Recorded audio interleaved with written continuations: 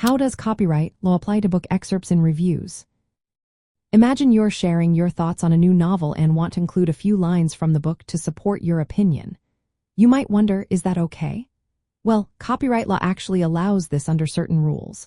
The main idea is called fair use, which lets people use small parts of copyrighted work without permission for reasons like criticism, commentary, or reviewing.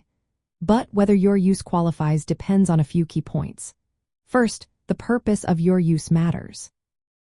If you're quoting to critique or analyze, that's usually seen as fair use because you're adding your own perspective. Second, the amount of the book you quote is important. Using a brief excerpt or a few sentences is generally acceptable. There is no strict word count, but the quote should be small enough so it doesn't replace the need to buy the book or reveal the story's main parts. Third, you need to think about how your quote affects the book's sales. If your excerpt is so long that it could make people skip buying the book, fair use might not apply. But if your quote is just enough to illustrate your point, it's usually fine. Most reviewers stick to short passages to avoid copyright issues. They avoid copying entire chapters or large sections.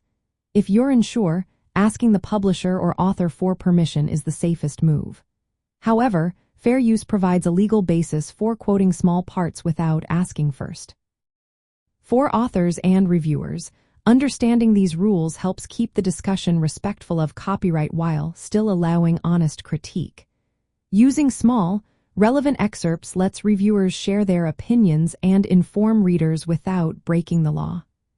This balance keeps the literary world lively and fair for everyone involved.